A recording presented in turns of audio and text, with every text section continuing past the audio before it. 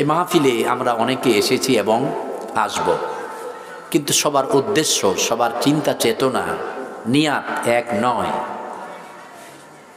কয়েক গ্রুপ আছে, এক এক গ্রুপের এক এক চিন্তা।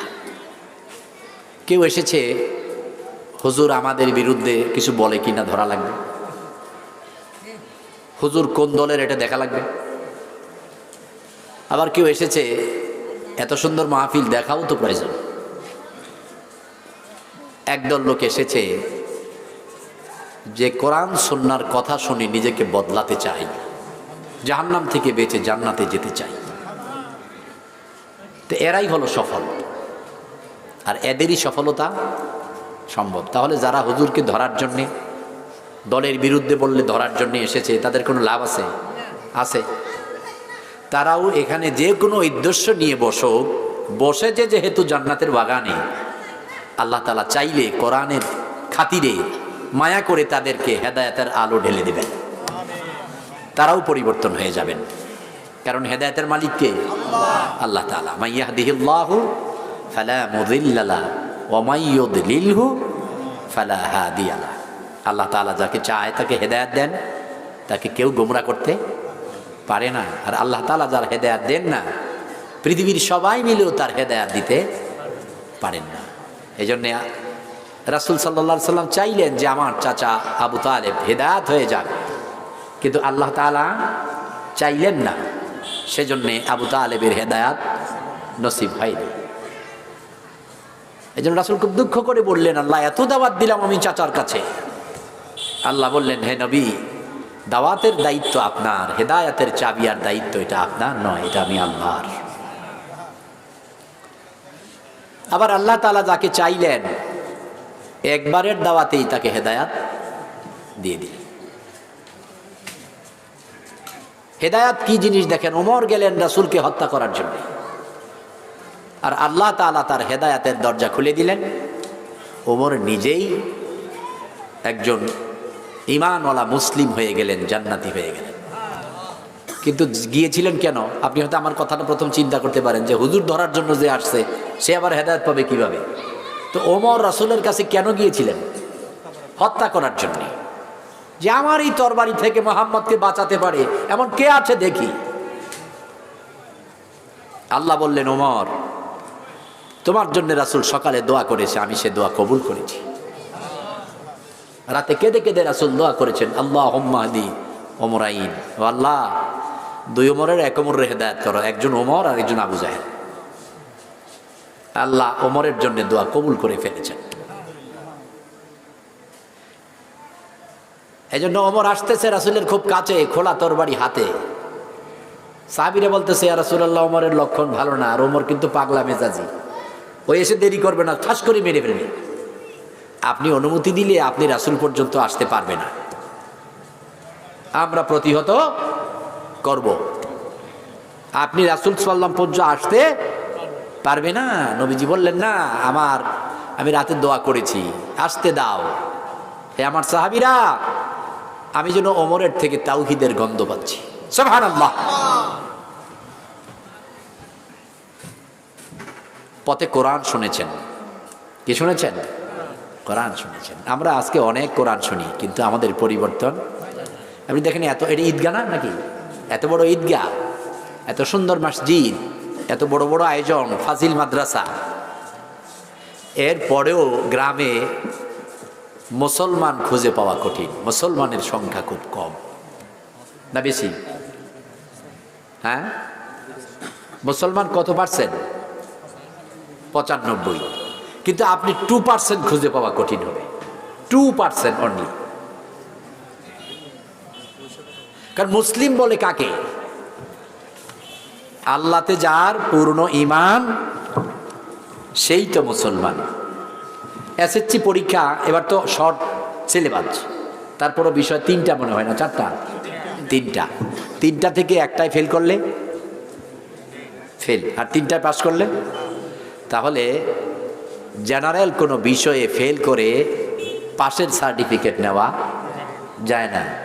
তো মুসলিম হতে হলে আল্লাহ তাআলা কিছু আদেশ আর কিছু নিষেধ করেছেন। ওই আদেশ আর নিষেধ সবকটা না মেনে মুসলিম হওয়া যায় না।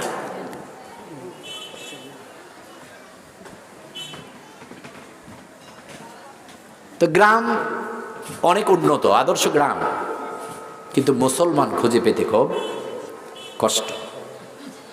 ঈমানওয়ালা কিছু আছে কিন্তু মুসলিম খুব কম। এই জন্য আল্লাহ বলেছেন, আমানু ইত্তাকুল্লাহ হাক্কা তুকাতিহি ওয়া লা তামুতুন্না ইল্লা ওয়া আনতুম মুসলিমুন। যারা ঈমান এনেছো, আমি আল্লাহকে ভয় করো। কাদেরকে বললেন? ঈমানওয়ালাদেরকে।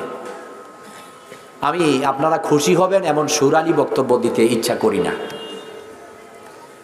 খুব ভালো লাগবে এমন কথাও বলার চিন্তা করি না।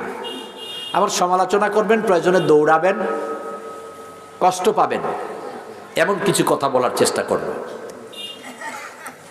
কারণ আমাদের সর্বাঙ্গেই তো কাটা। তো লেবুর রস দিলে যদি গায়ে না জ্বলে, তাহলে এটা অরিজিনাল লেবু না, অথবা লবণ না। হাজার মুসলমানের ভিড়ে মুসলমান খুঁজে পাওয়া খুব কঠিন। হাজার মুসলমানের ভিড়ে মুসলমান খুঁজে পাওয়া কঠিন। আফসোস। মসজিদ বেড়েছে, মাদ্রাসা বেড়েছে, মাহফিল বেড়েছে, খানকা বেড়েছে, দরবার বেড়েছে, কিন্তু দুঃখজনক হলেও সত্য, ঈমানওয়ালার সংখ্যা আগের চাইতে কমেছে। ঈমানওয়ালার সংখ্যা খুব কম। আজকে ঈমানের দাম বড় কম। আজকে ঈমানের দাম বড় কম। ঈমানের চাইতে দুনিয়ার দাম অনেক বেশি।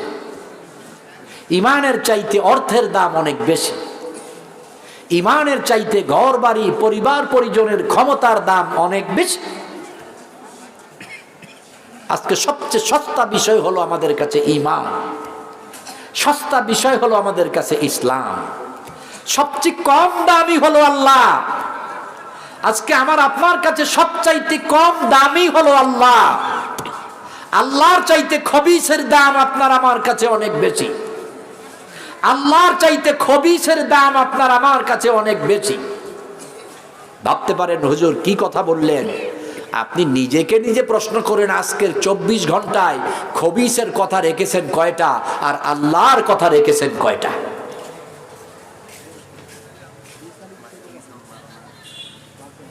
চুরি, ডাকাতি, মিথ্যা, সুদ, ঘুষ, পরনিন্দা, চগলখোর, যৌতুক, বেপরদা, বেহায়াপনা, ইসলামের বিরোধিতা, বেনামাজ, বেরোজগার, দাড়ি কাটা, বিড়ি খাওয়া, সিগারেট খাওয়া, বাবা খাওয়া, জর্দা খাওয়া, এই যে কাজগুলা, এগুলোকে খবিস করতে বলে না আল্লাহ করতে বলে? কথা বলেন। এই কাজগুলো বলার কথা বলে কে? শয়তান। আল্লাযী ইউওয়াসওয়িসু ফি সুদুরিন নাস মিনাল জিন্নাতি ওয়ান নাস। আর এই কাজগুলো করতে নিষেধ করে কে? কথা বলেন। আল্লাহ। তো এখন আল্লাহ যা নিষেধ করতেছেন আর খবিস যা করতে বলতেছেন, আপনি নিজেই ভেবে দেখুন, আপনি কি খবিসের কথা বেশি রাখতেছেন না আল্লাহর কথা বেশি রাখতেছেন? ভাই, লম্বা ওয়াজ দরকার নাই। ওয়াজ অনেক আজকাল। ওয়াজে হেদায়াত নাই। হেদায়াত হবেই বা কেমনে? হুজুর কই আছেন? সৈয়দপুর এয়ারপোর্ট থেকে বিমানে আছি, অথচ হুজুর আছি দাউদকান্দি। হুজুর আছি কোথায়? দাউদকান্দি। সৈয়দপুর এয়ারপোর্ট থেকে বা সিলেট এয়ারপোর্ট থেকে বিমানে আছি। দাওয়াত দেওয়ার আগেই বলে 10,000 আগে পাঠান। 30,000 মাহফিলের 3 দিন আগে অ্যাকাউন্টে পেড করে রিসিট দেন।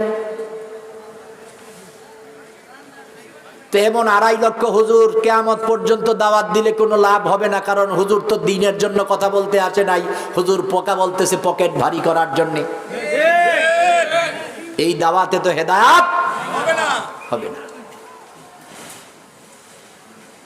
এজন্য আফসোস করে বলি, আফসোস, সাধারণ মানুষগুলো আমাদের আলেমদেরকে যতটা ভালোবাসে, আমাদের জন্য যতটা ত্যাগ স্বীকার করে, আমরা যদি ইসলামের জন্য ততটা ত্যাগ স্বীকার করতাম, আল্লাহকে ততটা ভালোবাসতাম, তাহলে ইসলামের 12.5 হয়তো বাঁচত না। এদেশে মুসলিম আর ইসলামের এই পরিণতি হতো না। আপনারা আমাদেরকে যতটা ভালোবাসেন, আমাদের জন্য যতটা ত্যাগ স্বীকার করেন, আমি ইসলামকে ততটা, ইসলামের জন্য ততটা ত্যাগ স্বীকার করি না, ততটা ভালো আল্লাহকে বাসি না। রাসূল সাল্লাল্লাহু আলাইহি সাল্লাম বলেছেন, রাসূল সাল্লাল্লাহু আলাইহি সাল্লামের সাহাবীরা অথবা রাবীরা অথবা ইমাম বুখারী 3 মাসের রাস্তা পর্যন্ত পায়ে হেঁটে গেছেন একটি লোকের থেকে একটি হাদিস সংগ্রহ করার জন্য। প্লিজ কথা বললে আমার কথা বুঝবেন না, আমি সব, আপনারা চাইলে 10 মিনিট কথা বলবো, কিন্তু দয়া করে শোনেন। আমি সুরও দিতে রাজি না, কিস্সা কাহিনীও বলতে চাই না।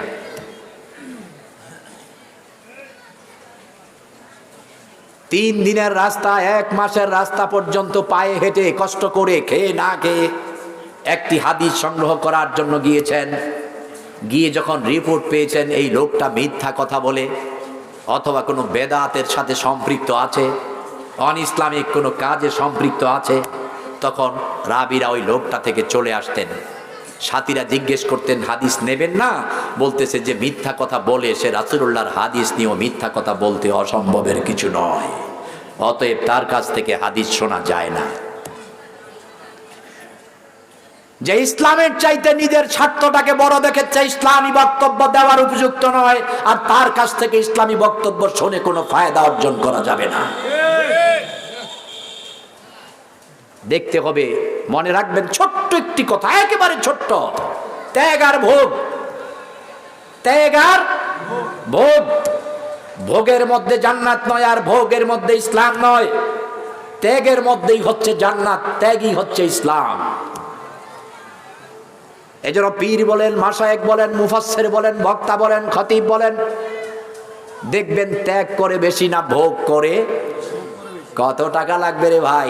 প্রতি রাতে 30 লাগবে, 40 লাগবে, আবার ডাবল টিপ মারলে 70-80 হয়ে যায়। অত টাকা তুমি কি করবা?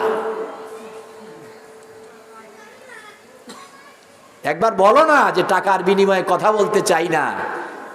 রিজকের মালিক হচ্ছে আল্লাহ তাআলা। আপনাদের ঈমান আমাদের ঈমানের চাইতে শক্তিশালী, আপনাদের ঈমান আমাদের ঈমানের চাইতে শক্তিশালী। 12,000 টাকা বেতন থেকে এমনও মানুষ আছে এই মাহফিলের জন্য 1,000 টাকা চাঁদা দিয়েছে, আর প্রতি রাতে 40,000 টাকা কামাইবার পরেও আমাকে 10,000 টাকা অ্যাডভান্স দিতে হয়েছে। তাহলে আপনি করেছেন ত্যাগ আর আমি করেছি ভোগ। ইসলামের জন্য আপনি করেছেন ত্যাগ, আর ইসলাম দিয়ে, কোরআন দিয়ে আমি করেছি ব্যবসা। আমি তো পরকালের ব্যবসা করতে চাই নাই, কারণ পরকালটা আপনি যতটা বিশ্বাস করেন আমি ততটা বিশ্বাস করি না। পীর সাহেবদের দিকে তাকান, শুধু দেও আর দেও, take and take, take and take, not give. শুধু নেওয়া বুঝে, নেওয়া বুঝে, দেওয়া বুঝে না। অথচ রাসূল এবং সাহাবীদের দিকে তাকান, নিয়েছেন কম, দিয়েছেন, কথা বলেন না কেন? নিয়েছেন কম, দিয়েছেন বেশি। আর আমরা শুধু নিতেই চাই, মগার দিতে রাজি না। গরিব দেবে, এতিম দেবে, অসহায় দেবে, পঙ্গু দেবে, অসুস্থ দেবে, মৃত ব্যক্তির সন্তান পর্যন্ত দেবে। বাবা মরে গেছে, বাবা মরে গেছে, মা মরে গেছে, ওই দিনও আপনাকে পকেটে হাত দিয়ে মোল্লার বিদায়ের টাকা গুনতে হয়।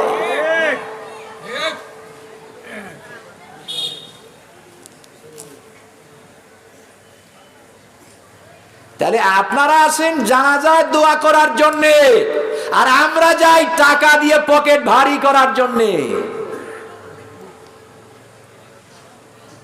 আমি মনে হয় মিথ্যা বলতেছি।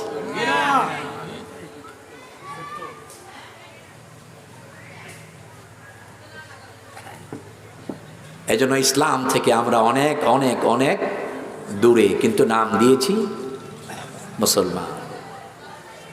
হাজার মুসলমানের ভিড়ে মুসলমান খুঁজে পাওয়া যায় না, হাজার মুসলমানের ভিড়ে মুসলমান খুঁজে পাওয়া। আল মুসলিমু লা ইয়াকযিবু, আল মুসলিমু লা ইয়াখাররাব, আল মুসলিমু লা ইয়ারবা, আল মুসলিমু লা রাফা ওয়ালা যিনা ওয়ালাল গিনা ওয়ালাল কাযাব ওয়ালা ইয়াকুলুল হারাম ওয়ালা ইয়ানজুরুল হারাম।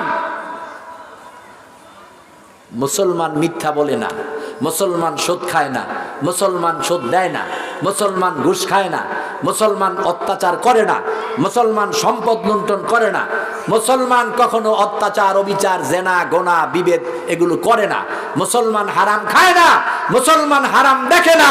আর যারা এই কাজগুলো করে তারা মুসলমান হতে পারে নাই। আপনি দেখেন এই মাহফিল একটু পরে মাঠ ভরে যাবে, সব টুপিওয়ালা, অথবা 90% কি টুপিওয়ালা, কিন্তু ইনশাল্লাহ 60% বেনামাজি মাহফিল শোনার জন্য আসবে।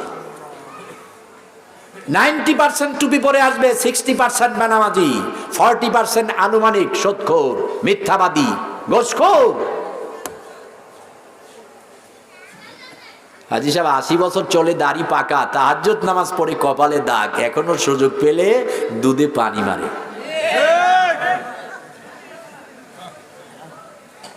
এখনো সুদে টাকা লাগায়, এখন বুদ্ধি করে লাগায়। আমি তো হজ করে আসছি, নাতিনের ঘরের পতিন, দূর সম্পর্কের একটা এতিম, ওর কিছু টাকা লাগাইয়া বাড়াইয়া দেই।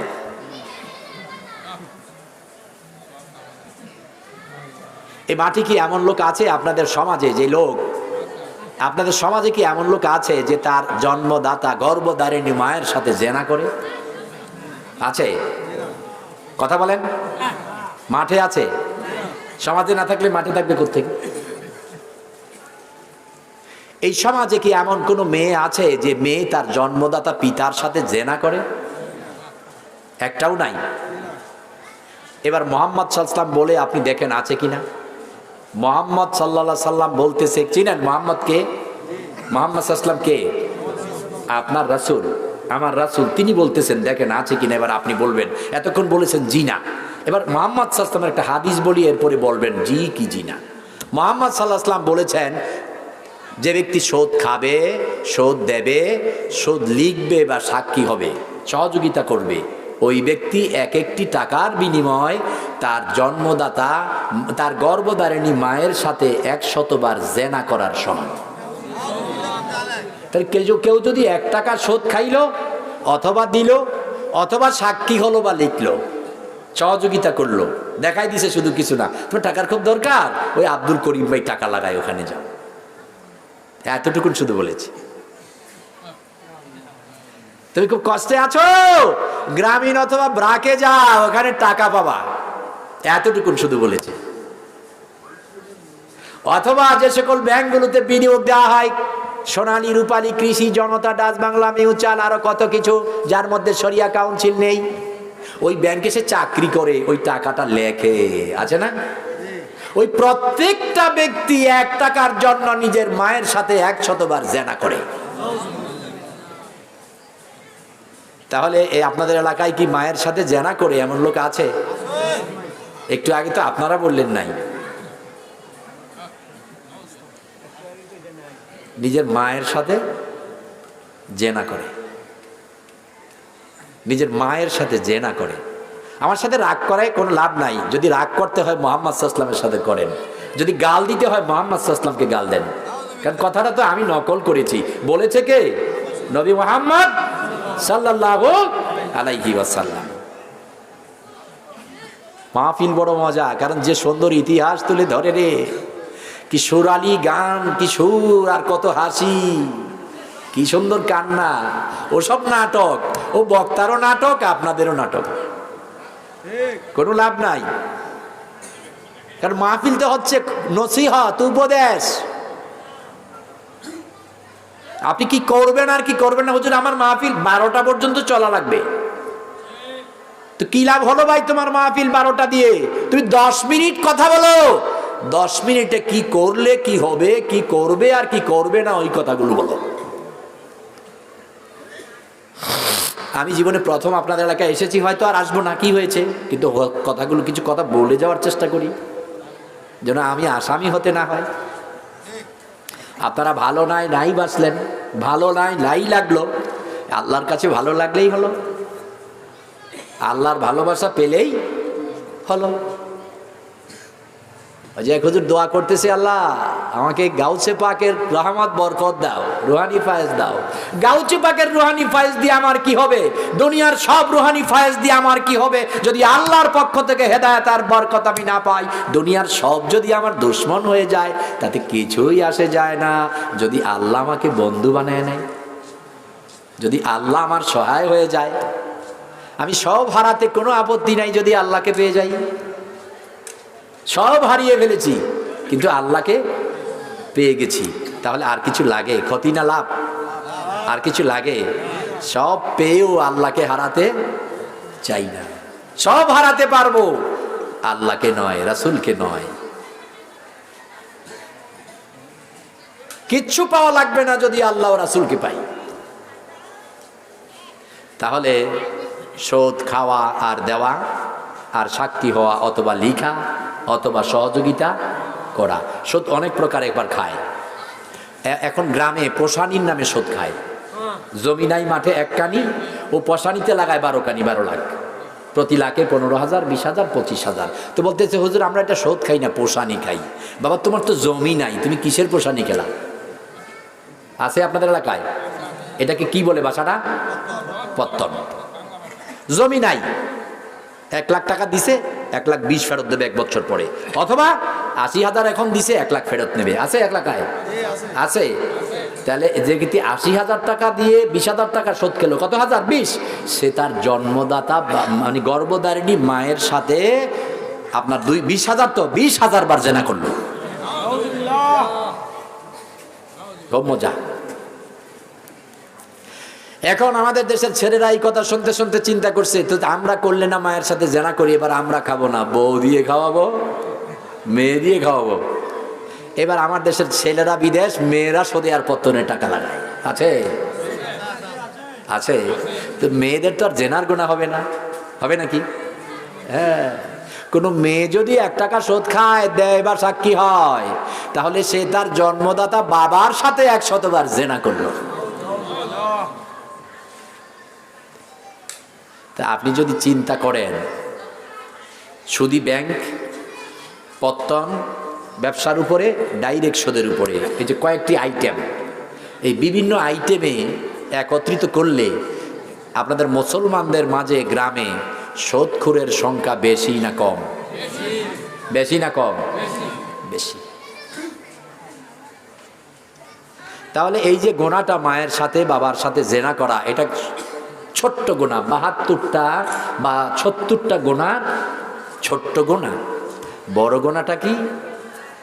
আল্লাহ কোরআনে বলতেছেন বিহারবিম মিনাল্লাহি ওয়া রাসূলি, সে যেন আল্লাহ ও রাসূলের সাথে যুদ্ধ ঘোষণা করলো।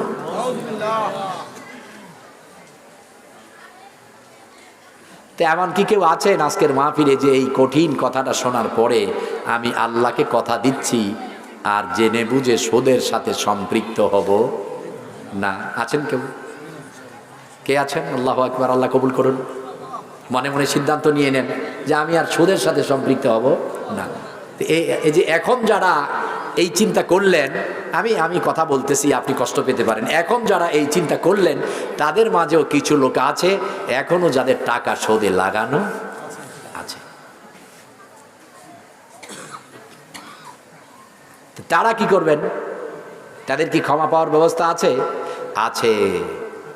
আপনি যদি আজকে এই কথা শোনার পরে তওবা করেন, সুদ আর খাবো না, দেব না, সহযোগিতাও করব না, আমার যে টাকা সুদে লাগানো আছে কালকে ওকে ডেকে বলবো সুদ মাফ করে দিলাম, আস্তে আস্তে করে আসল টাকা ফেরত দাও।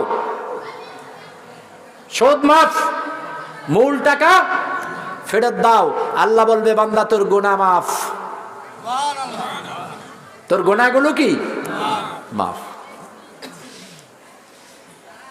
এখন মূল টাকা নিতে গিয়ে একটু সময় যদি চায় তাও দেবেন, লাভ আছে কি? লাভ আছে? সদ্য নাই। কিয়ামতের দিনে মুসিবতের ময়দানে আল্লাহ রাব্বুল আলামিন এক লোককে বলবেন বান্দা ইয়াতি আমালান হাসানা, ওরে বান্দা তোর কি ভালো আমল আছে আমার কাছে পেশ কর, আমাকে দে। ইয়াকুলুল আবদি ইয়া রাব্বি মা ইনদি শাই হাসানা, বান্দা বলবে আল্লাহ আমার গোটা জীবনে দুনিয়ায় আমার ইতিহাসে আমার জীবন ডায়েরিতে একটিও ভালো কাজ, সওয়াবের কাজ খুঁজে পাই না, একটাও নাই। কি দেব তোমাকে? একটাও আমার দৃষ্টিতে ভালো কাজ নাই। তাহলে কত কঠিন লোকটা ছিল। আল্লাহ বলবেন তারা, দেখো তোমার খাতা দেখো।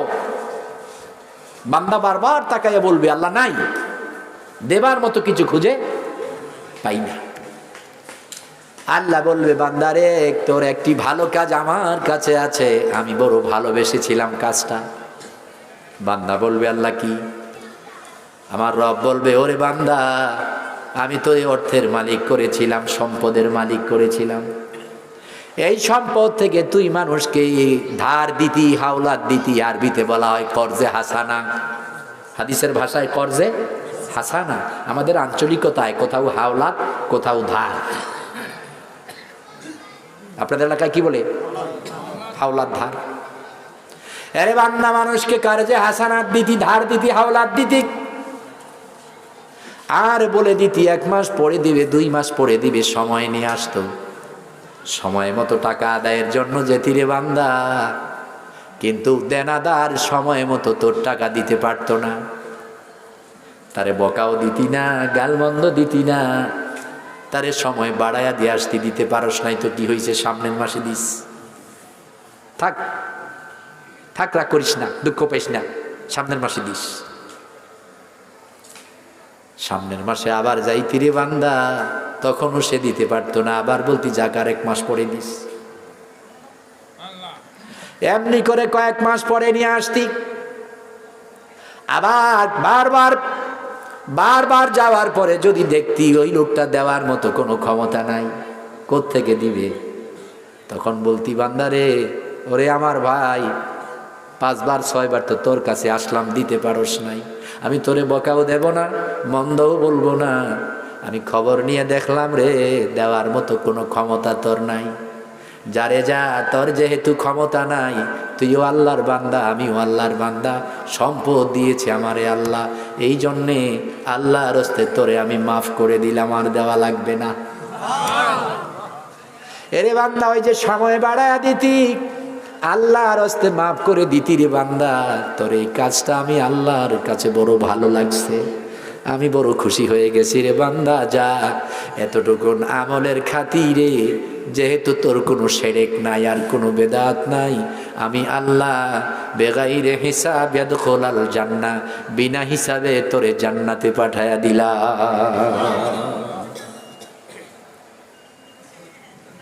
তাহলে এখনো যার টাকা সুদে আছে, গিয়ে বলবেন সুদ মাফ, আসল দাও। নিতে গিয়ে মাইরেন না, প্রয়োজনে সময় দিয়েন। প্রয়োজনে লাভ আছে না নাই?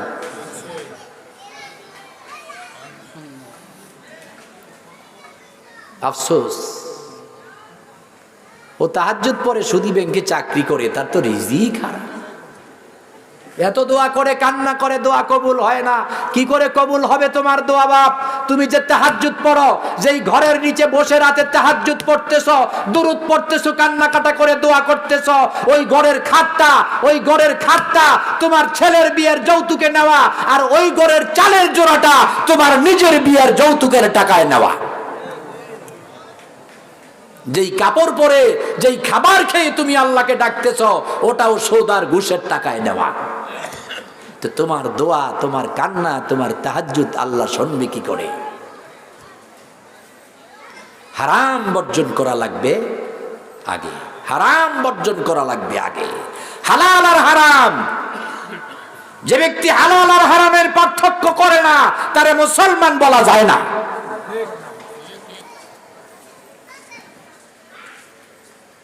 আর হালাল আর হারাম আমরা তেমন বুঝবো কেমনি? বাবা অহংকার করে, আমার এক ছেলে প্রফেসর, আরেক ছেলে ইঞ্জিনিয়ার, আরেক ছেলে FCPS, আরেক বাবা কয় আমিও আল্লাহ আমারে কম আগায় নাই, আমার একটা পাইলট, আরেকটা হচ্ছে ম্যাজিস্ট্রেট। ওই ফাঁকে দিয়ে একজন কয় আমি চুপ থেকে লাগ কি, কয় আমার একটাই ছেলে, ওটা বিচারক, জাস্টিস, ওটা বিচারপতি। কি অহংকার, কি গর্ব!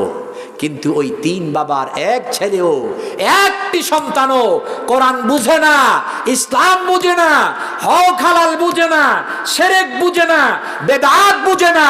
ওই বাবাও গর্দভ, ওই সন্তানগুলোও গর্দভ। ওরা জানোয়ার, সূরের চাইতে আরো খারাপ। কথাটা আল্লাহর কোরআনের। ওই বাবা বিফল, ওই বাবা ব্যর্থ, ওই বাবা ব্যর্থ পিতা, ব্যর্থ মাতা। যেই পিতা মাতা সন্তান পাওয়ার পরে তার সন্তানটাকে যতটুকু ইসলাম জানা ফরজ ততটুকু জানাতে পারল না। হালাল হারাম বুঝে না, শিরক বেদাত বুঝে না। এত পড়ালো কিন্তু মুসলমান দিন পড়ালো না। রাত পড়ায় দিন থেকে দূরে, রাত পড়ালো দিন থেকে দূরে। এখন এই পিতার কি কোনো ক্ষতি হবে? পরকালে কোনো ক্ষতি হবে? কি হবে? নবীজি বলতেছেন ওই সন্তান যখন জাহান্নামে যাবে বলবে, আল্লাহ আমাকে জাহান্নাম দিয়ে দিলে, হ্যাঁ তোমার জাহান্নাম। বলবে, আল্লাহ আমি যে হালাল বুঝি নাই, হারাম বুঝি নাই, শিরক বুঝি নাই, বেদাত বুঝি নাই, ইসলাম বুঝি নাই, শরীয়ত বুঝি নাই, এতে করে কি আমি একা দায়ী? আমার আব্বা তো আমাকে এগুলো শিখায় নাই, আমার বাবা তো আমাকে নামাজের জন্য পেটায় নাই। ওই দিন যদি আমাকে ইসলামটা শিখাতো, দিনটা বুঝাতো, নামাজের জন্য পেটাতো, তাহলে হয়তো আমি আজকে জান্নাতে যেতে পারতাম।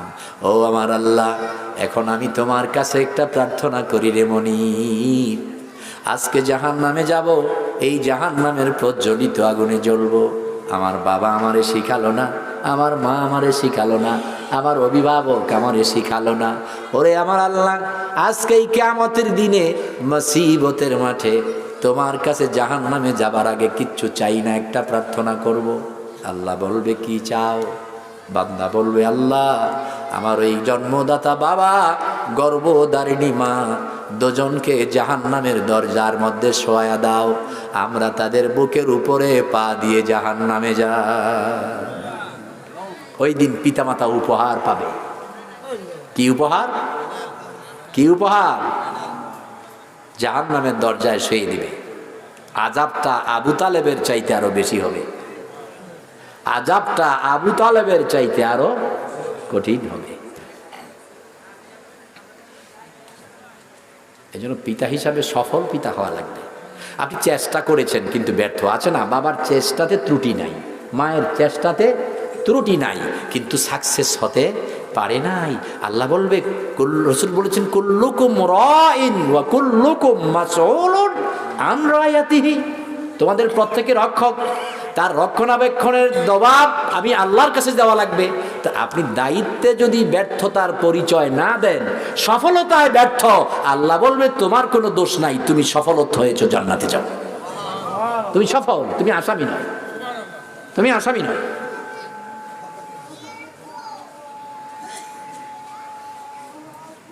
বন্ধু, খুব আফসোস করে আমি বলেছি, হাজার মুসলমানের ভিড়ে মুসলমান খুঁজে পাওয়া যায় না। হাজার মুসলমানের ভিড়ে মুসলমান খুঁজে পাওয়া। বলবেন হুজুর, এতটুকু অপরাধের কারণে আমরা মুসলিম খুঁজে পান না? আল্লাহ কোরআনে সূরা নিসার 65 নম্বর আয়াতে বলতেছেন, সূরাতুন নিসা আয়াত নাম্বার 65, আল্লাহ বলতেছেন, ফালা ওয়া রাব্বিক লা ইউমিনুনা হাত্তা ইউহাক্কিমুকা ফীমা শাজারা বাইনাহুম হারাজাম মিম্মা কাদাইতা ওয়া ইউসাল্লিমু তাসলিমা। কে বলতেছেন? আল্লাহ বলতেছেন, ফালা ওয়া রাব্বিক, হে নবী আপনার রবের কসম। নবীর রবকে? কথা বলেন একটু। কি ভাই, আপনারা কি কষ্ট হচ্ছে নাকি, খারাপ লাগতেছে নাকি? নবীজির রবকে? আল্লাহ। তো আল্লাহ বলতেছেন, হে নবী আপনার রবের কসম, তার মানে আল্লাহ নিজের কসম কাটতেছেন। হে নবী আপনার রবের কসম। আপনার আমার রবকে? আল্লাহ। আপনার রবের কসম, ওই ব্যক্তি কখনো মুমিন হবে না। ফালা ওয়া রাব্বিক লা ইউমিনুনা হাত্তা ইউহাক্কিমুকা ফীমা শাজারা বাইনাহুম, ওই ব্যক্তি ততক্ষণ পর্যন্ত মুমিন হবে না, হারাজাম মিম্মা কাদাইতা ওয়া ইউসাল্লিমু তাসলিমা, যতক্ষণ পর্যন্ত আপনি রাসূলের সব সিদ্ধান্ত আনন্দের সাথে 100% মেনে না নিবে। কত পার্সেন্ট? এখন আপনি বোঝাবার জন্য আমি বলতেছি আয়াতটা কেন নাজিল হলো, আয়াতটা কেন নাজিল হলো। ভাই বুঝা প্রয়োজন, একটু বুঝেন তাও যথেষ্ট। এক ইহুদি আর মুসলিমের জমিতে পানি নেওয়া নিয়ে ঝগড়া হলো। একটা কূপ থেকে পানি নেবে, ইহুদি চাচ্ছে আমার জমিতে আগে, আর ওই মুসলিম চাচ্ছে আমার জমিতে আগে। মুসলিম রাসূল সাল্লাল্লাহু আলাইহি ওয়াসাল্লামের আপন ফুফাতো ভাই, আপন ফুফাতো ভাই। দুজনের ঝগড়া। ওরা ওই ইহুদি বলল, একটা কাজ করো, তোমাদের রাসূল তো নীতিবান আদর্শবান, অতএব আমি মুহাম্মদের বিচার মানি, উনি যাকে পানি দিবে সেই দিবে। মুসলমান চিন্তা করলো, আমি মুসলিম, আমার রাসূল আমার পক্ষেই তো বলবে, আমার ফুফাতো ভাই মামাতো ভাই আমার পক্ষেই তো বলবে। গিয়ে ঘটনা খুলে বললেন রাসূল। বিচারক, এলাকার বিচারক, মেম্বার, চেয়ারম্যান, আপনারা শুনুন, বিচারক যারা আছেন গভীর মনোযোগ দিয়ে বুঝুন, শুনুন বিচার কাকে বলে। মুহাম্মদ সাল্লাল্লাহু আলাইহি ওয়াসাল্লাম সবকিছু গভীর মনোযোগ দিয়ে শুনলেন, পর্যবেক্ষণ করলেন, ইন্সপেকশন করলেন, চিন্তা গবেষণা করে মুহাম্মদ সাল্লাল্লাহু আলাইহি ওয়াসাল্লাম দেখলেন পানির হকদার ইহুদি বেশি, পানির হকদার ইহুদি বেশি। নবীজি বললেন ওটা মুসলিম, ওটা আমার ফুফাতো ভাই, কিন্তু এটা ইহুদি। বিচারের বেলায় হচ্ছে আপনজন আগে নয়, ন্যায় বিচার হচ্ছে আগে। তো নবীজি বললেন ইহুদি আগে পানি নেবে, পানি থাকলে পরে মুসলিম পাবে। ইহুদি খুশি হয়ে চলে যাচ্ছে, একটু দূরে গিয়া ওই যে মুসলিম পেছনে পেছনে যাচ্ছে, বলতেছে এই শোন বেটা ইহুদির বাচ্চা ইহুদি, বিচার একটা হয়েছে আরেকটা বাকি আছে, চল ওমরের কাছে যাব, ওমর যা রায় দেয় তাই, ওমর বললে জমি সুদ্ধা তুলে দিয়ে দেব। ইহুদির চিন্তা ওমর কাফেরের জন্য শক্ত, ওমরের কঠিন বিচার মুসলিমের পক্ষে থাকবে, ইহুদির পক্ষে যাবে না। ওই ইহুদি বলতেছে চলো, ওমরও তো মুসলিম, ওমরও তো কি মুসলিম, যা ওমর যা বলে তাও মানবো, ওমর যা বলে তাও মানবো। চলে গেলেন, ওমরের কাছে বিচার দিলেন মুসলিম বানিয়ে বনিয়ে। ইহুদি বলতেছে আমার কোনো কথা নাই, শুধু একটা কথা, আপনি যা বিচার করবেন মানবো, তবে আপনার বিচারের রায়ের আগে আমার একটা কথা কি আল্লাহর রাস্তে শুনবেন। ওমর বলতেছে একটা কেন, যতটা প্রয়োজন বলো। ওই ইহুদি বলতেছে আমি একটা কথাই বলবো, আমি তো বিবাদমান বিষয়ে একটু আগে আপনাদের নবী মুহাম্মদ রায় দিয়েছেন, আপনাদের নবী মুহাম্মদ রায় দিয়েছেন, আমি ওনার রায় মানি, আপনি যা দেন তাও মানবো। ওমর থমকে দাঁড়িয়ে গেলেন, বললেন কি রাসূল রায় দিয়েছেন? মুসলিম বলতেছে জি, কিন্তু রাসূল তো দয়ার মানুষ, মায়ার মানুষ, এই জন্য ইহুদির পক্ষে হয়ে গেছে, আপনি যা বলবেন তাই আমি মানবো, আপনি যা বলবেন তাই। ওমর বলতেছে আমার বিচার তুমি মানো, ইহুদি বলতেছে মানি, মুসলমান বলতেছে মানি। ওমর বললেন দাঁড়াও আমি রায় দিচ্ছি, অল্পক্ষণের মধ্যেই রায় তৈরি করে আনতেছি। ঘরে গিয়া তরবারি হাতে নিয়া কোষ উন্মুক্ত করে সামনে এসে ওই মুসলমানের চুলের মুঠার মধ্যে ধরে বললেন, যেই মুসলিম আল্লাহ নবীর বিচারে সন্তুষ্ট হতে পারে না, যেই মুসলিম মুহাম্মদের বিচার মানে না, ও মুসলমান না, ওর বেঁচে থাকার কোনো অধিকার নেই। আল্লাহু আকবার বলে এক হাতের মাথায় মুষ্টিতে চুলে ধরে খুব জোরে গর্দানে আঘাত করলেন, মাথাটা হাতের মধ্যে আর দেহটা পড়ে গেল জমিনে। কাটলেন কাকে? চতুর্দিকে খবর হয়ে গেল ওমর মুসলমান হত্যা করেছে। আহা, কাজটা করেছে কি? নবীজি বলেছেন কেউ যদি ইসলামী শরীয়তের হুকুম ছাড়া, ইসলামী শরীয়তের বিচার ছাড়া কোনো মুসলমানকে হত্যা করে, সে যেন গোটা পৃথিবীর সব মুসলমানকে হত্যা করলো, আর তার জায়গা হলো, বলেন জোরে বলেন, জাহান্নাম। এবার তো আয় হাই, তাহলে ওমর জাহান্নামী হয়ে গেল। নবীজি খবর শুনে চোখের পানি ছেড়ে কাঁদতেছে, আল্লাহ আমার ওমর তাহলে ছিটকে পড়ে গেল। আর আমরা এমনিতে মেরে ফেলি, নির্বাচনে কতজন মারে, জমি দখলে চট দখলে কতজন মারে।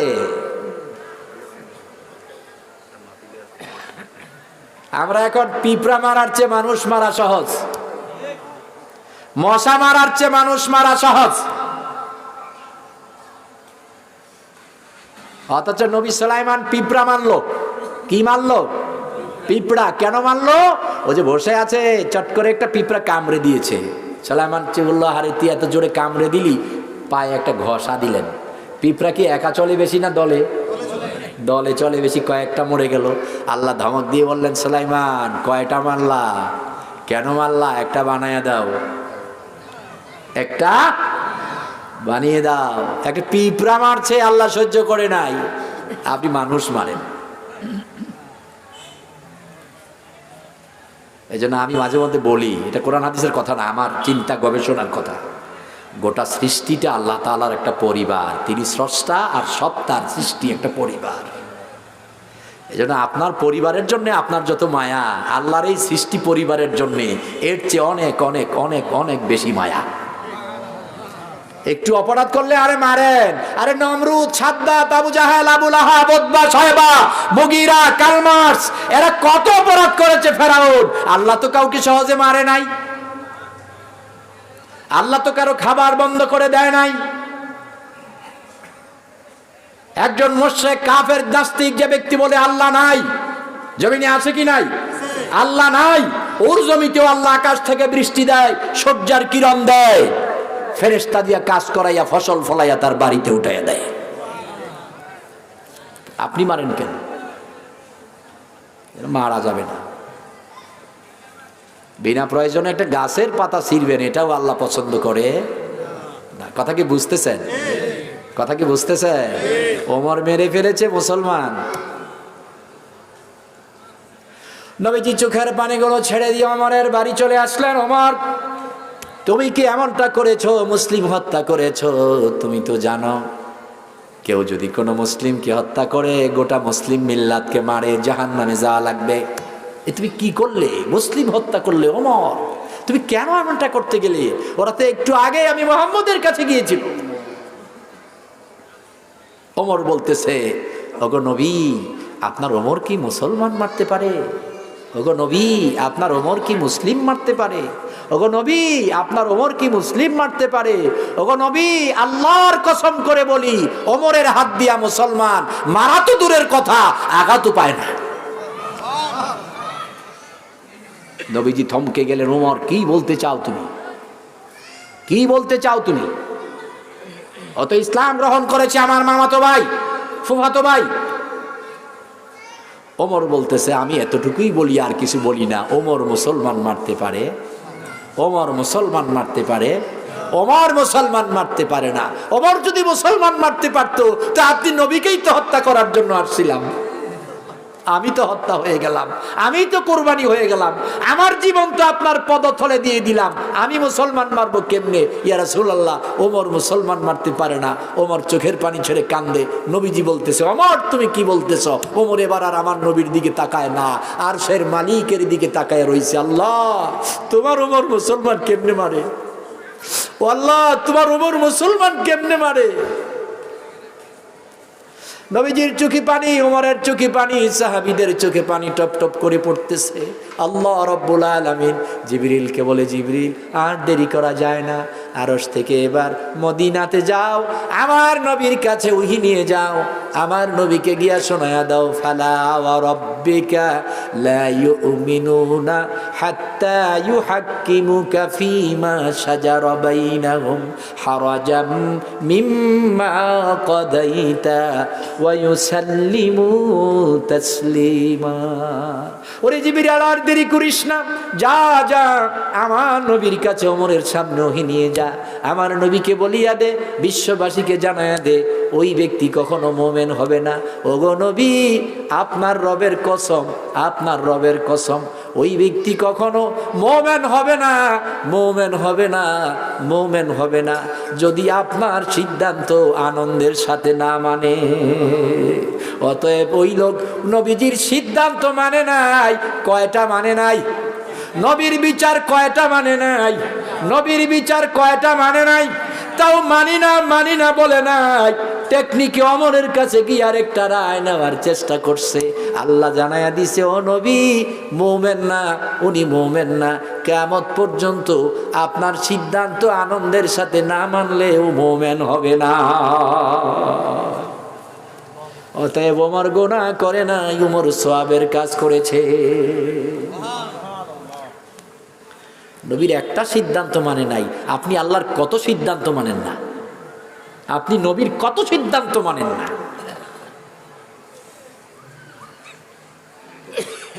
আরে বাবা, শয়তান একটা সেজদা না করার কারণে শয়তান, আপনি কয়টা সেজদা না করেন? শয়তানের জীবনে ফরজ ছিল কয়টা সেজদা? শয়তানের জীবনে ফরজ ছিল কয়টা সেজদা? কথা বলেন। শয়তানের গোটা জীবনে ফরজ ছিল সেজদা কয়টা? একটা। তাও কাকে? গোলামকে, আল্লাহর গোলাম আদমকে। আর আপনার আমার জীবনে 24 ঘন্টায় সেজদা ফরজ কম করে 34টা। আপনার আমার জীবনে 24 ঘন্টায় সেজদা ফরজ কম করে হলে কয়টা? 24টা। তাও কাকে? রবকে, মালিককে। গোলামকে সেজদা করবে একটা জীবনে করে নাই।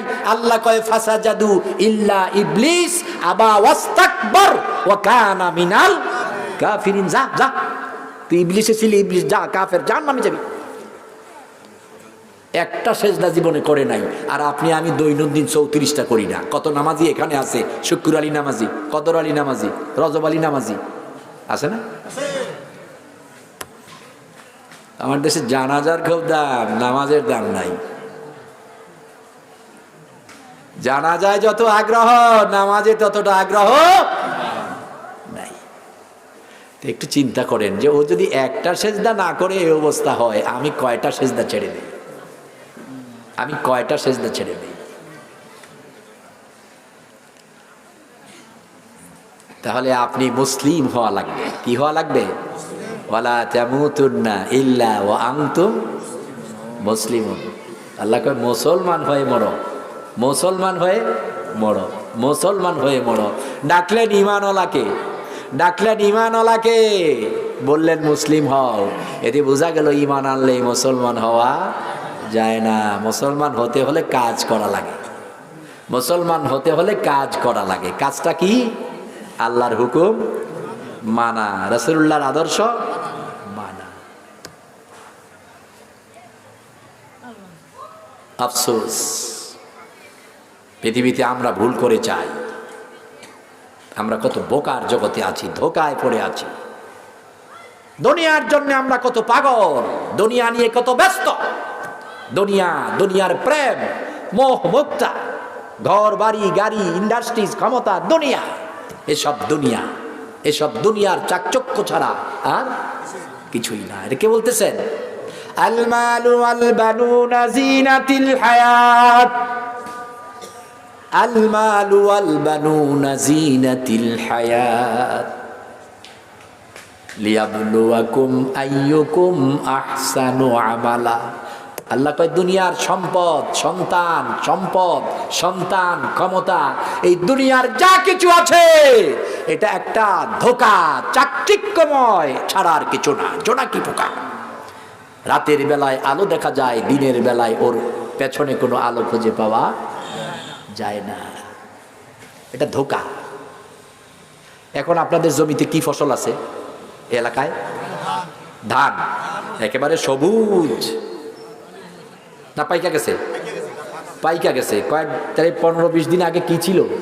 সবুজ। আর 1 মাস পরে খড়কুটা, শুকনা খড়কুটা। আল্লাহ কয় এটাই তো দুনিয়ার সব চাকচিক্য। এই সবুজ যা দেখতেছ এটা শুকনা খড়কুটায় পরিণত হবে। তোমার জীবনটা শুকনা খড়কুটায় পরিণত হবে। যেই দুনিয়ার জন্য তুমি এত কিছু করছো, যেই দুনিয়ার জন্য এত কিছু করছো, ওই দুনিয়া এত নিষ্ঠুর, ওই দুনিয়া এত পাষাণ, এই দুনিয়া সবচেয়ে নাফরমান, এই দুনিয়া সবচেয়ে বেঈমান। এই দুনিয়া তোমারে লাথি মেরে তার নিচে ফেলে দিবে, তার উপরে তোমারে থাকতে দেবে না। দুনিয়ার মতো নিষ্ঠুর আর পাষাণ আর অকৃতজ্ঞ আর কেউ নাই। কারো উপকার করলে স্বীকার করে, কাউরে 10 দিন খাওয়ালে ও তার দেখলে মায়া করে। দুনিয়াতে এত কিছু করার পরেও সময় ফুরিয়ে গেলে দুনিয়ার মধ্যে আর থাকা যায় না। এই দুনিয়ার উপরে তোমার জায়গা নয়, দুনিয়ার নিচে তোমার জায়গা। না উপরে?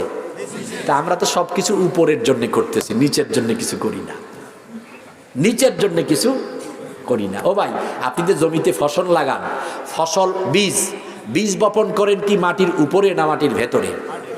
মাটির ভেতরে, কি বলেন তাই না? আর ফসল কাটেন কোথায়? মাটির উপরে না ভেতরে? উপরে। যদিও আলু বা ভেতর থেকে কোনোটা নেন, নিয়ে আসেন উপরে। তাহলে বীজ বপন করেন মাটির নিচে, মাটির ভেতরে, এটার ফল আর সুফল ভোগ করেন মাটির উপরে। এটা হচ্ছে দুনিয়া। এটা হচ্ছে কি? দুনিয়া। পরকালটা তার বিপরীত। বীজ বপন করা লাগবে মাটির উপরে, ফসল কাটবেন মাটির নিচে। বীজ বপন করবেন মাটির উপরে আর ফসল কাটবেন মাটির নিচে। বীজ বপন করবেন মাটির উপরে আর ফসল কাটবেন মাটির নিচে। এই জন্য বীজ বপন হবে কি? আর দুনিয়া ও মাজরাতুল আখিরা, দুনিয়া আখিরাতের খেতি বাড়ি, আখিরাতের শস্য বাড়ি। দুনিয়াতে নামাজের বীজ লাগাও, রোজার বীজ লাগাও, যাকাতের বীজ লাগাও, দুনিয়াতে তুমি সাদাকার বীজ লাগাও, সুন্নতের বীজ লাগাও, ফরজের বীজ লাগাও, কোরআনের বীজ লাগাও। দুনিয়া থেকে তুমি সুদের বীজকে উঠাইয়া ফেলো, দুনিয়াতে যাকাতের বীজ লাগাও, দুনিয়াতে মিথ্যার বীজ রোপণ করে ফেলো, দুনিয়াতে সুদ, ঘুষ, মদ, গাঁজা, জেনা এইগুলো বীজ নষ্ট করো। ভালো ভালো বীজগুলো লাগাও, ভালো ভালো বীজগুলো লাগাও। কি লাভ হবে তোমার? ফসল কাটবে মাটির নিচে গেলে পরকালে। ফসল কাটবে মাটির নিচে গেলে পরকালে। কথাটা আমার না, কথাটা কার? ইন্নাল আবরারা লাফি নাঈম ওয়া ইন্নাল ফুজ্জারা লাফি জাহিম। فمن يعمل مثقال ذرة خيرا يرى ومن يعمل مثقال ذرة شرا يرى। আল্লাহ কয় দুনিয়ার বিন্দু বিন্দু, ঝাররা ঝাররা ঝাররা ঝাররা ঝাররা মানে একটা সরিষারে যদি 70 ভাগ করা হয়, একটি সরিষা খরদুন সরিষা, ওই সরিষাকে যদি 70টা ভাগ করা যায়, একটা ভাগকে বলা হয় জাররা। এই জাররা পরিমাণ ভালো কাজের প্রতিদান আল্লাহ পরকালে দেবে, আবার জাররা পরিমাণ মন্দ কাজের শাস্তিও পরকালে পাবে। অতএব পাপ করো না। দুনিয়ার জীবনের ফসল মন্দ দিয়া, হারাম দিয়া, শিরক দিয়া, বেদাত দিয়া করো না, ওটা ভালো কাজ দিয়া করো। যদি ভালো কাজ দিয়া করো রে বান্দা, এমনিতে যাবে না, ফসল কাটবা পরকালে। ইন্নাল আবরারা লাফি নাঈম। এরে বান্দা, দুনিয়ার বীজ যদি তোর ভালো হয়, দুনিয়ার জীবন যদি আবরার হয়, সত্যবাদী হয়, ডান হয়, বাম আর রাম না হয়, দুনিয়ায় যদি তুই কোরআন বুঝেছিস, কোরআন দিয়ে জীবন চালিয়েছিস, কোরআনের বিরুদ্ধে যাস নাই, নবীর বিরুদ্ধে যাস নাই, ধর্মের বিরুদ্ধে যাস নাই, কথা বলতে কোরআনের পক্ষে, কাজ করতে কোরআনের পক্ষে, আদেশ মানতে আল্লাহর, অমান্য করতেও আল্লাহর, রাসূলুল্লাহর আদর্শ দিয়া জীবন চালাই চরে বান্দা, জানিয়া রাখো আমি আল্লাহ তোমার একটা কাজ কেউ বরবাদ করব না। এই প্রত্যেকটা কাজের ফসল আবরারা লাফি নাঈম, ওই সবকটা কাজের ফসল নাঈম নামক জান্নাতের ভেতরে কাটবা, সুফল ভোগ করবারে বান্দা। ওই জান্নাতে ইদা উরিদু আইয়ি শাইআন তুহাসসিলু কুল্লাহা, ওই জান্নাতের ভিতরে তুমি যা চাইবা তাই পাবা, যা চাইবা তাই পাইবারে বান্দা। কোনো চাহিদা তোমার অফুরন্ত থাকবে না, কোনো কামনা বাসনা অফুরন্ত থাকবে না রে বান্দা। একজন দাঁড়ায় কই, ইয়া রাসূলুল্লাহ যা চাইবো তাই পাবো। নবীজি কয় হা। ও দাঁড়ায় কয়, ওগো নবীজি, মদ খাইতাম, মদ হালাল ছিল, হারাম হওয়ার পরে মদ আর খাই না, কিন্তু জান্নাতে গিয়া যদি কই আল্লাহ একটা গ্লাস মদ পান করতে চাই, দেবে কিনা? নবীজি কয়, ওরে আমার উম্মত, ওয়াল্লাহি আল্লাহর কসম, ইদা উরিদু ফি খারবান কাসাদ, তুমি যদি জান্নাতের ভিতরে একটা গ্লাস মদ চাও, আল্লাহর কসম আল্লাহ তোমারে ওই মদটাও দিবে, আল্লাহর কসম আল্লাহ তোমারে ওই মদটাও দিবে। কিন্তু অন্য সাহাবীরা তাকায় রয়েছে, নবীজি জান্নাতেও কি তাহলে শরাব চলবে? নবীজি কয়, শোনো, আল্লাহর কসম যদি জান্নাতে যেতে পারো, কখনো তুমি খারাপ কিছু চাইবা না, কারণ আল্লাহ ওয়াদা করেছে লা ইয়াসমাউনা ফিহা লাগওয়া ওয়ালা কিযাবা লা ইয়াসমাউনা ফিহা লাগওয়া ওয়ালা কিযাবা লা ইয়াসমাউনা ফিহা লাগওয়া ওয়ালা কিযাবা জাযাআম মির রাব্বিকা আতাআন হিসাবা। ওরে বান্দা, জান্নাতের যত শান্তি আর শান্তি, নিয়ামত আর নিয়ামত, জান্নাতের শান্তির কারণগুলোর মধ্যে অন্যতম কারণ হলো রে বান্দা, ওখানে কোনো খারাপ, কোনো মিথ্যা, কোনো প্রবঞ্চনা, মন্দ কিছু তোমার কান শুনবে না, তোমার চোখ দেখবে না রে বান্দা। জাযাম মির রাব্বিকা আতাআন হিসাবা। ওই জান্নাতের ভিতরে থাকবে উপহার তোমার রবের পক্ষ থেকে, একটার পরে একটা, একটার পরে একটা, একসাথে অনেকটা, যেই নিয়ামতগুলো রে বান্দা হিসাব করে রাখতে পারবে না। অতএব বান্দারে, ইন্নাল আবরারা লাফি নাঈম, দুনিয়াতে নামাজের বীজ বপন করো, রোজার বীজ বপন করো, শুধু রমজানের রোজা না, 6 রোজার বীজ বপন করো, শনি সোমবার মঙ্গল সোমবার বৃহস্পতিবারে রোজার বীজ বপন করো, চাঁদের 13-14তে রোজার বীজ বপন করো। শুধু 5 ওয়াক্ত নামাজের বীজ লাগাইও না রে বান্দা, 5 ওয়াক্ত নামাজের পরে রাতে উঠিয়া উঠিয়া তাহাজ্জুদের বীজ লাগাইয়া দাও। সবাই যখন ঘুমায়া যায়, তুমি সারা রাত ঘুমায়ও না, নাদানের মতো সারা রাত ঘুমায়ও না বান্দা, এশার আযান হলে নামাজ পড়িয়া ঘুমায়া যাও, মধ্যরাত হলে লাফ দিয়া উঠিয়া কুম তুআদ্দু তুসাল্লি ওয়া তিলাওয়াতি ফায়াবকি কাসীরা ফির রুকুআন ওয়াস সুজদাা ওয়া কিয়ামা। ওরে বান্দা, ঘুমার থেকে ওঠো, ওযু বানাও, সূরের মতো দাঁড়ায়া রুকু সিজদার লম্বা তিলাওয়াত করো, চোখের পানিগুলো সারিয়া সারিয়া কান্দো। বান্দারে, তুমি আমি আল্লাহর নৈকট্য পাইবা। রাত্রে তাহাজ্জুদ পড়িয়া, ফজর পড়িয়া ঘুমায়া যাইও না, দুনিয়ার কাজে বের হইও না, আরো নামাজ পড়ো, আরো নামাজ পড়ো।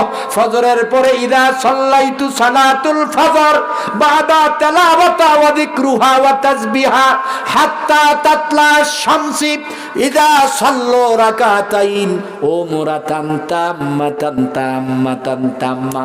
ওরে বান্দা, তাহাজ্জুদ পইরা, ফজরের নামাজ পইরা বিছানায় বসিয়া রইলি, হয় কোরআন পড়লি, না হয় তাসবিহ তাহলিল দরুদ শরীফ পড়লি, ভালো লাগে না, চুপচাপ বসিয়া থাকলি।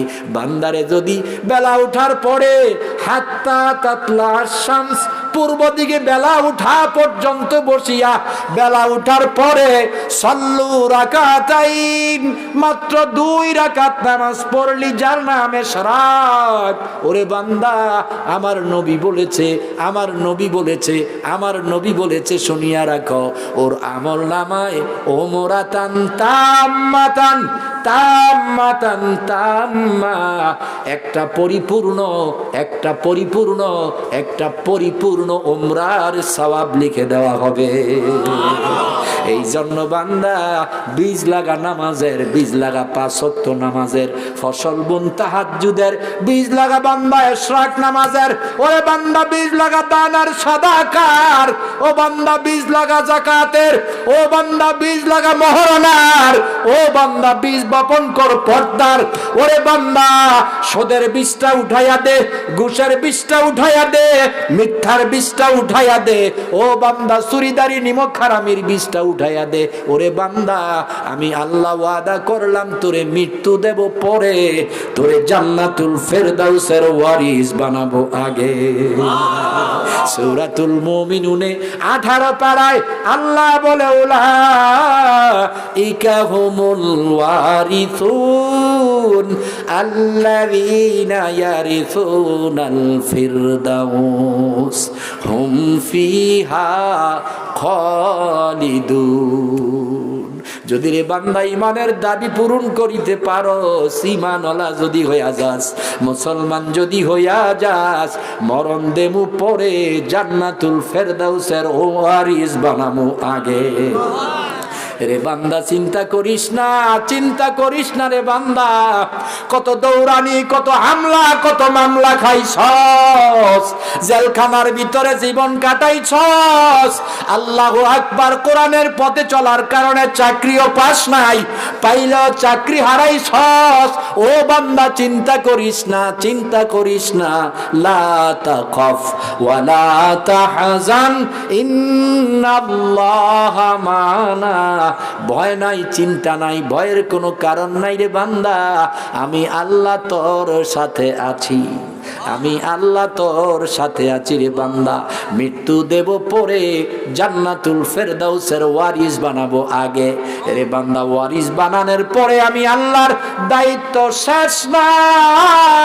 মৃত্যুর পরে আমি আল্লাহ তোরে আমার আপন হাতে জান্নাতে পৌঁছায়া দেব। এজন্য মুসলমান হয়ে যান, মুসলমান হয়ে যান। অপরাধগুলো কি করেন? বর্জন করেন।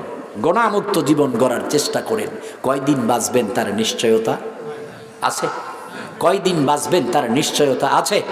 কয়দিন বাঁচবেন তার নিশ্চয়তা আছে? নাই। এজন্য আয়াত পড়েছিলাম, ইযহাব ইলা ফিরআউন ইন্নাহু তাগা। আল্লাহ কয়, মুসা নবুয়তি দিলাম, আসমানি কিতাব দিলাম, নবুয়তি দিলাম, আসমানি কিতাব দিলাম। মুসা কয়, আল্লাহ দাওয়াত নিয়ে যাই। কি করি? দাওয়াত নিয়ে যাই। আল্লাহ কয়, কই যাইবা? মুসা কয়, আল্লাহ কই যাইতাম? আল্লাহ কয়, ইযহাব ইলা ফিরআউন, রাষ্ট্রপ্রধানের কাছে আগে যাও। রাষ্ট্রপ্রধানের কাছে, রাষ্ট্রপ্রধানের আগে দাওয়াত দাও। কারণ ইন্নাহু তাগা, নিশ্চয়ই সে তাগুত। সে আমি আল্লাহর আইন দিয়া বিচার করে না, আমি আল্লাহর আইন দিয়া সংবিধান বানায় না, আমি আল্লাহর আইন দিয়া ম্যানুয়াল লেখে না। ওর লেখা, ওর বিধান, ওর বিচার আমি আল্লাহর আইনের বিরুদ্ধে। অতএব সে তাগুত। ও মুসা, বাড়ি যাইও না, বউর কাছে যাইও না, জাতির কাছে যাইও না, দাওয়াত নিয়া মসজিদে মন্দিরে যাইও না। দাওয়াতটা নিয়া আমি আল্লাহর আইন, আল্লাহর আইন চাই, সত্যকের শাসন চাই, আল্লাহর আইন দিয়া রাষ্ট্র চলবে, এই দাওয়াতটা নিয়া আগে রাষ্ট্রপ্রধান ফেরাউনের কাছে যাও। আর আমাদের আজকের মাহফিলগুলোতে যেখানে যাই, আগেই কয়, হুজুর রাজনৈতিক আর কোনো কথা যেন বিরুদ্ধে নেতাদের না হয়।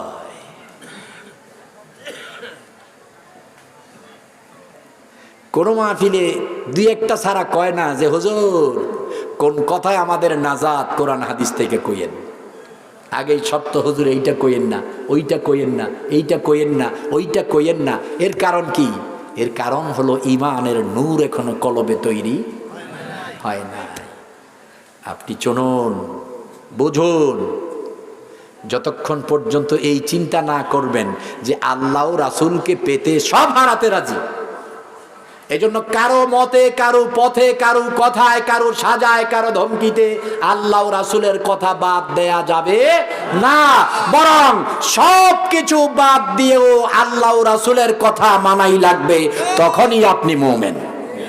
এর আগে মুনাফিক আর কাফের, এর আগে মুনাফিক আর কাফের, এর আগে মুনাফিক আর কাফের।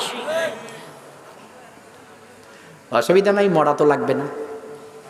যে উন্নত চিকিৎসা আসতেছে, মরা কি লাগবে নাকি? এত উন্নত চিকিৎসা, এবার মরণ লাগবে। সবকিছু থেকে বাঁচা যায়, জাহান্নাম থেকেও বাঁচা যায়, কিন্তু মরণ থেকে বাঁচা, মরণ থেকে বাঁচা, মরণ হতে যতই লুকাও মরণ তোমায় লইবে ঘিরি। যদিও তুমি পালিয়ে বেড়াও সুদূর আকাশ পথে লাগিয়ে সিঁড়ি। আকাশ পর্যন্ত সিঁড়ি লাগালেও মৃত্যুর হাত থেকে বাঁচার ভাই যত চেষ্টা প্রচেষ্টা, যত ক্ষমতা সব প্রয়োগ করে মৃত্যু থেকে বাঁচা যাবে? কি বলেন, বাঁচা যাবে? তারপরেও আমরা মৃত্যু থেকে বাঁচার চেষ্টা করি না, এমন লোক খুঁজে পাওয়া যায় না। না আছে? মানুষ সবচেয়ে বেশি চায় মৃত্যু থেকে বাঁচতে, সবচেয়ে বেশি চায় না মৃত্যু মরতে, মৃত্যু থেকে বাঁচতে চায়। কিন্তু সত্যি সত্যি সত্যি মৃত্যু থেকে বাঁচা যায় না। তাইলে চাইলেই মৃত্যু থেকে বাঁচা, কথা বলেন, চাইলেও মৃত্যু থেকে বাঁচা যায় না।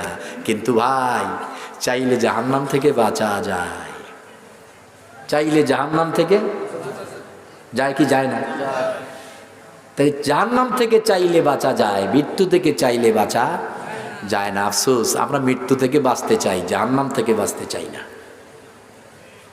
বোকা, দুনিয়ার ধোকায় পড়ে আছে বোকা। মৃত্যু থেকে বাঁচতে চায়, জাহান্নাম থেকে বাঁচতে। আপনারা কি জাহান্নাম থেকে বাঁচতে চান? চান? এটা মিথ্যা কথা, এটা বুঝেন নাই, না বুঝে বলছেন। আপনি দেখেন, আমি বলতেছি আপনি যে চান না।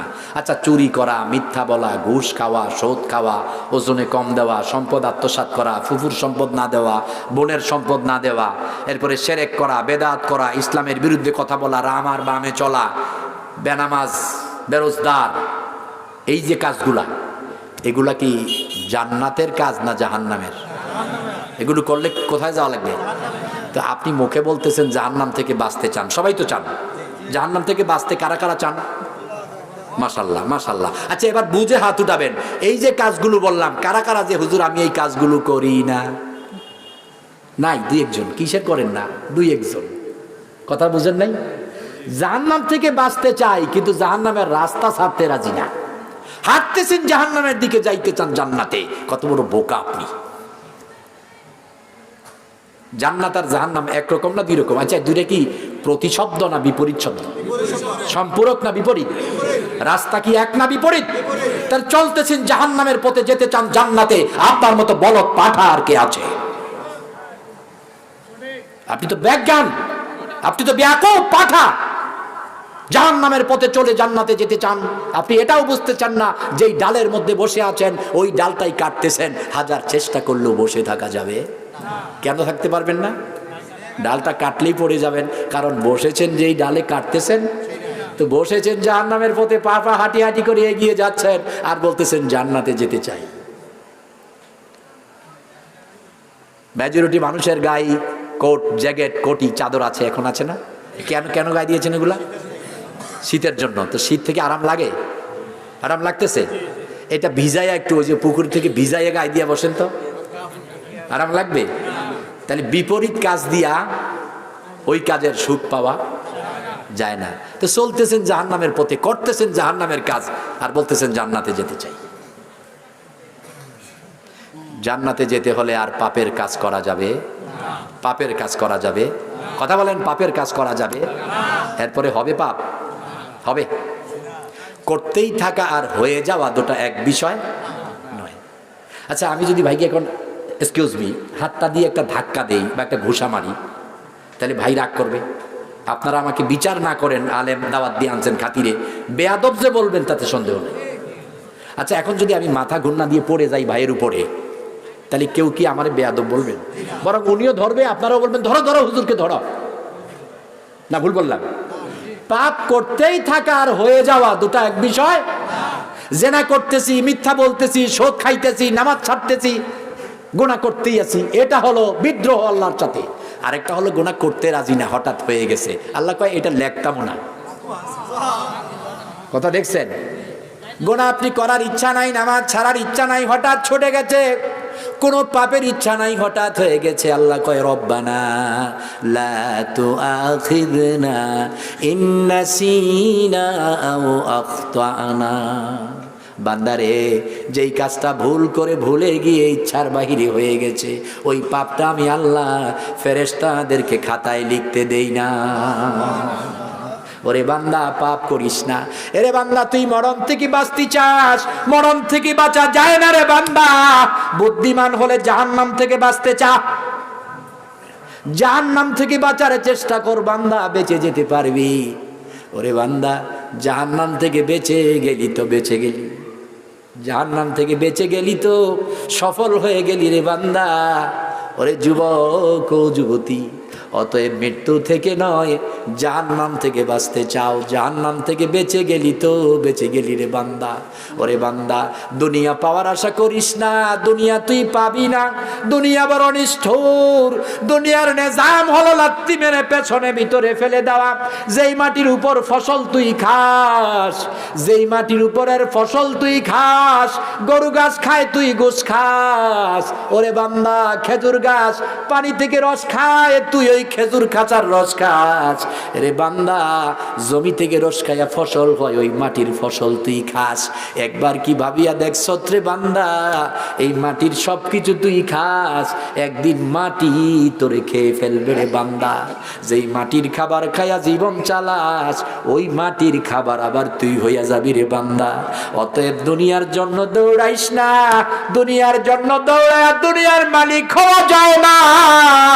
ওরে বান্দা, হাজার চেষ্টা করলেও একজন এই দেবিদ্বারের মালিক হওয়া যাবে না, যাবে না, যাবে না রে বান্দা। যদিও কোনো মতে একটু মালিক হওয়া যায়, ওইটা ভোগ করা যায় না, ধরেও রাখা যায় না। তোর উপার্জিত সব পড়ে থাকবে রে বান্দা, তোর গাড়িও থাকবে, চেয়ারম্যানের চেয়ার থাকবে, প্রধানমন্ত্রীর সংসদ থাকবে, চেয়ার থাকবে, রাজার সিংহাসন থাকবে, তোমার ঘর থাকবে, খানকাওয়ালার খানকা থাকবে রে বান্দা। মালগুলো পড়ে থাকবে, মালিক থাকবে না, মালিক থাকবে না। কারণ তোরা তো মালিক না, আসল মালিক আমি আল্লাহ। অতএব দুনিয়ার পেছনে দৌড়াইস না রে বান্দা, পাবি না, দুনিয়া পাবি না রে বান্দা। জান্নাতের পেছনে দৌড়া, যদি চেষ্টা করস রে বান্দা, এই দুনিয়ার 10টার চাইতে বড় জান্নাতের মালিক হতে পারবি রে বান্দা। যদি চেষ্টা করস দুনিয়ার 10টার চাইতে বড় জান্নাতের মালিক হতে পারবি।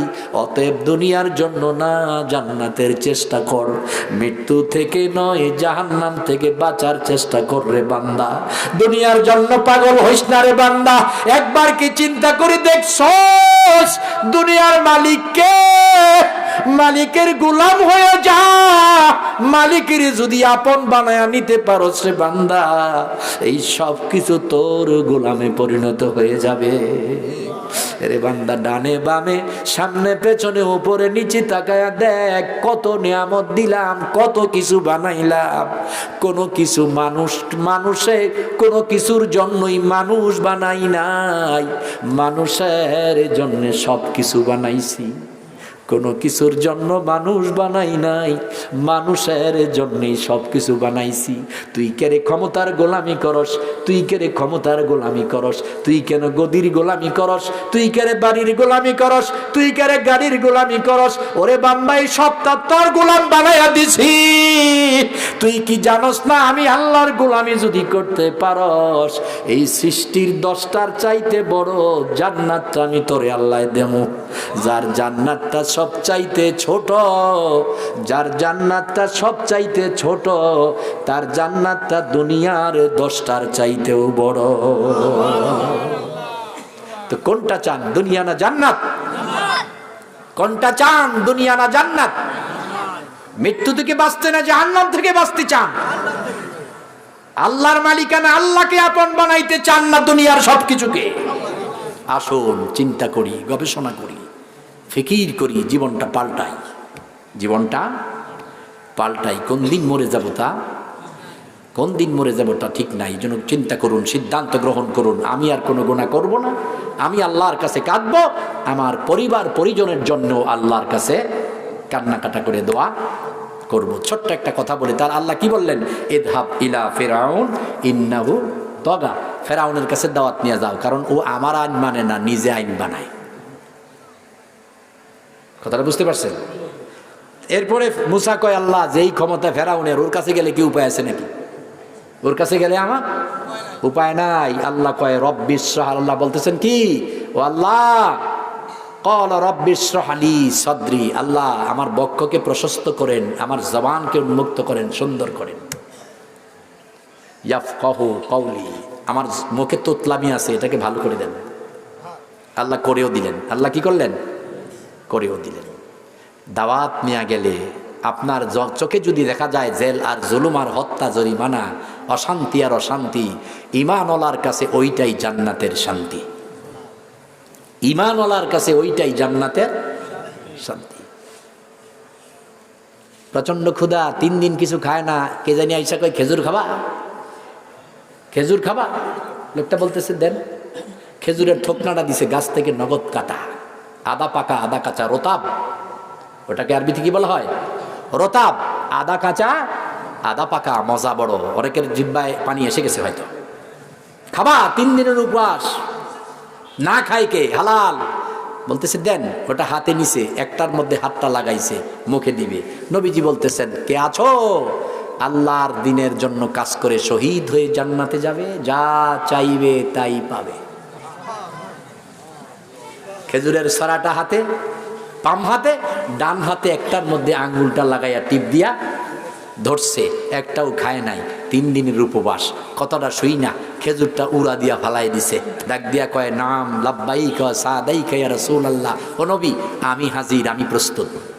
লিল্লাহি তাকবীর, লিল্লাহি তাকবীর। আল্লামা মোহতারাম মাওলানা শায়েখ ডক্টর শাইখুল ইসলাম শাহিক সাহেবের আগমন, আল্লাহ ওনাকে কবুল করুন। ভাই মাইকটা হাতে নেন। না আমি তো বলবো, আমি ছাড়বো তো। ভালো আছেন? আল্লাহ, আমরা বলি আলহামদুলিল্লাহ। ভাই চমৎকার আলোচনা করবেন, সকলে মনোযোগ দিব। আমি দু একটা কথা টুটাফাটা বলে গেলাম। খেজুরটা হাতে নিছে, ফেলে দিয়েছে। রাসূল কয় ফেলে দিলে কেন? কয় ইয়া রাসূলুল্লাহ আপনি না বললেন জান্নাতে যাব, যা চাইব তাই পাবো দিনের জন্য শহীদ হলে। তা আমি এই খেজুর আর খাবো না, জান্নাতে গিয়ে খেজুর খাবো, ওটা অনেক ভালো। নবীজি বললেন খেয়ে নেও না। বলতেছে রাসূলুল্লাহ আমারে ঠকাইয়া লাভ কি, জান্নাতে খাই। একটু পরে শহীদ হয়ে গেলেন। নবীজি তার জানাজার সামনে দাঁড়িয়ে আকাশের দিকে তাকিয়ে মুচকি হাসে আর চোখ থেকে পানি। সাহাবীরা বলতেছে ইয়া রাসূলুল্লাহ সাল্লাল্লাহু আলাইহি ওয়াসাল্লাম, কারণটা কি? নবীজি বলতেছেন একটু আগে খেজুর হাতে নিয়েছিল, খায় নাই, দ্বীনের জন্য শহীদ হয়েছে। আমি দেখতেছি আসমানের ফেরেশতারা, হাজার হাজার ফেরেশতারা, নউল নাখলা ওয়াত তামর, বিভিন্ন নগের বিভিন্ন খাজুরের ছড়া নিয়া অপেক্ষা করতেছে বান্দার মেহমানদারি করার জন্য। এজন্য আমরা জান্নাতটা চাই, দুনিয়াটা চাই না। আর মৃত্যু থেকে নয়, বরং জাহান্নাম থেকে বাঁচতে চাই। এজন্য আর কোনো গুনার কাজ করতে রাজি না। আমার ভাই এসে গেছেন, আর 1 মিনিটও কথা বলা উচিত নয়। ভাই কথা বলবেন ইনশাআল্লাহ। হাদা মা ইনদি ইনদাল্লাহ। আমি আপনাদের এলাকারই ছেলে, আমার বাড়ি কুমিল্লা দাউদকান্দি, গৈরিপুর থেকে একটু দক্ষিণ দিকে নয়ার বাজার। আলহামদুলিল্লাহ, আপনারা খুশি হবেন। বাংলাদেশে এখন যত বক্তা আছে, ভাইও রাগ করার কিছু নাই, কারণ ভাইও তো কুমিল্লায় যত প্লেস, বাংলাদেশের আর কোথাও এত প্লেস নাই। ভাইয়ের এলাকায় আমরা যাই, কুমিল্লাতে ভাই আলহামদুলিল্লাহ অনেক। কিন্তু সারা বাংলাদেশে এখন যত বক্তা, এর 40% স্টার শুধু কুমিল্লার একা। কিন্তু আফসোস, আমরা যেন দিনের জন্য কাজ করি, নিজের জন্যে নয়, নিজের স্বার্থে নয়। আল্লাহ আমাদের কবুল করুন, আল্লাহ তাআলা আমাদের মঞ্জুর করুন। এই কথাগুলোর উপরে আমাকে আপনাদেরকে আমল করার তৌফিক দান করুন। আপনারা সুবিজ্ঞ, সুশিক্ষিত, সচেতন একটি মহল এতক্ষণ বসে আমি নগণ্য বান্দার, আল্লাহর বান্দার এই কথাগুলো শুনেছেন। আপনাদেরকে অভিনন্দন, মোবারকবাদ, এবং আল্লাহ তাআলার কাছে আপনাদের সুন্দর জীবন ও মুক্তিময়, নাজাতময়, জান্নাতি পরকাল কামনা করছি। যারা আয়োজন করেছেন, পরিশ্রম করেছেন, আপনাদেরকে অভিনন্দন, মোবারকবাদ জানিয়ে এখানেই শেষ করছি। হাদা মা ইনদি ইনদাল্লাহ আলাইহি তাওয়াক্কালতু ওয়া ইলাইহি উনীব। জাযাকুমুল্লাহু খাইরান কাসীরা। মা আলফ সালাম। আসসালামু আলাইকুম ওয়া রাহমাতুল্লাহ। সুবহানাকাল্লাহুম্মা আস্তাগফিরুকা, আশহাদু আল্লা ইলাহা ইল্লাল্লাহ ওয়া আতুবু ইলাইহি।